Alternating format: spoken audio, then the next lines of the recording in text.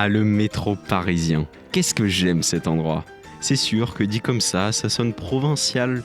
Mais faut dire que quand j'ai pris le métro pour la première fois, j'étais comme un gosse. Alors évidemment, quand je raconte ça à un Parisien, il se moque un petit peu de cet émerveillement. Et je sais très bien ce que vous allez me dire. C'est pas étonnant pour un Parisien. Et vous auriez raison. Cependant, ça manifeste aussi que la supposée banalité de cette merveille qu'est le métropolitain, ça se construit surtout par la routine du Parisien. Quand tu prends le métro pour la première fois, c'est comme une aventure. Je veux dire que t'as un objectif, une quête, et puis t'as ta carte pour t'indiquer le chemin.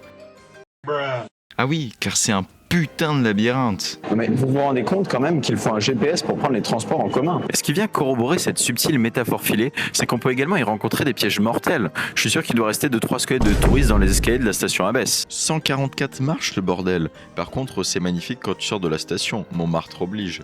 Moi je dis, à RATP la ligne, faites un t-shirt, j'ai survécu à Abbesse. Mais je veux un pourcentage. Maintenant que je vais à l'université, je suis un habitué. J'ai mon pass Navigo. Et ça, quel plaisir de passer à côté de ces touristes qui galèrent à faire fonctionner leur ticket. Je me sens comme un empereur qui toise la plèbe. À la base, j'aurais voulu m'intéresser au nom des stations, mais c'est un peu barbant parce que la plupart du temps, elles reprennent juste le nom de la place ou de la rue adjacente. Un truc plus intéressant, cependant, c'est que certaines s'affabulent de jeux de mots pour le 1er avril. Voilà mes propositions. Porte-maillot. Porte-ketchup. Bonne nouvelle. Mauvaise nouvelle. Mairie d'ici. Mairie de là-bas.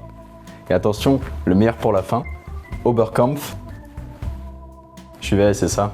Mais enfin, monsieur, vous êtes dans une bande de sperme? Vous voulez dire que c'est pas du lait entier dans les fioles? Au moment de rentrer et de sortir d'une rame, il est possible que vous tombiez sur un des petits plaisirs de la vie. Ah oui, Serge. Créé en 1977 pour prévenir les plus jeunes des dangers des portes, je pouvais pas ne pas parler de la mascotte du métro. Enfin, plutôt son martyr. Non mais regardez quand même les douleurs qu'il s'inflige pour nous. Allez, en ton honneur, j'achète ta pelure. Ah et puis tout compte fait, le respect c'est quelque chose d'immatériel. Et je vous vois là, vous voulez en savoir un petit peu plus sur les différentes rames du métro. Quoi vous en foutez? Mais je vais le faire quand même.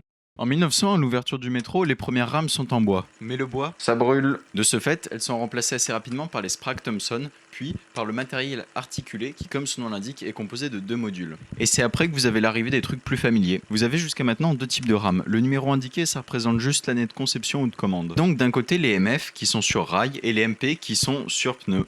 Maintenant, la question qui vous brûle peut-être les lèvres, Non. c'est pourquoi des pneus? Eh bien, il y a 3 raisons à cela. D'abord, c'est une meilleure adhération globale puisque ça permet de freiner et d'accélérer plus rapidement et efficacement sans perdre dans les frictions. Ensuite, c'est les vibrations, parce qu'évidemment, le fer contre le fer, c'est pas le plus agréable pour ressentir des sensations. Enfin, la raison la plus perceptible, c'est quand même celle du bruit. Parce que, je sais pas si vous avez remarqué, mais dans le métro, c'est un peu le bordel. Avec les avancées technologiques, vous avez désormais des rames qui ont des chauffeurs ou des rames sans chauffeur complètement automatisées. Mais Entre vous et moi, j'aime pas cette modernisation. Et la livrée moderne des rames pour coller avec l'identité graphique d'IDF Mobilité. Sérieusement, abandonner l'iconique vert jade pour un bleu tellement basique et sans âme, c'est criminel. Alors oui, on pourrait dire Nathan réactionnaire, vieux con, connard. Alors déjà calmez-vous. En plus, je suis contre cette modernité, mais ça veut pas dire que je rejette tout. Les petites lumières qui t'indiquent la station où tu es, c'est comme le GPS, c'est un luxe dont tu peux plus te passer après. Putain, y a pas les lumières. Vous avez peut-être remarqué, enfin, dans ce cas-là, vous le prenez plutôt dans la gueule, mais il y a beaucoup de vent dans les stations. alors je vais pas vous faire un schéma, mais la raison c'est que quand une rame repart d'une station, elle crée un appel d'air qui ramène le vent de dehors par les escaliers. Voilà, donc comme vous avez compris, le métro parisien, j'adore. Et finalement, c'est bien cette nature ambivalente qui le caractérise. À la fois un lieu d'art, icône indétachable de la ville de Paris, et en même temps un moyen de transport banal pour ceux qui l'empruntent tous les jours.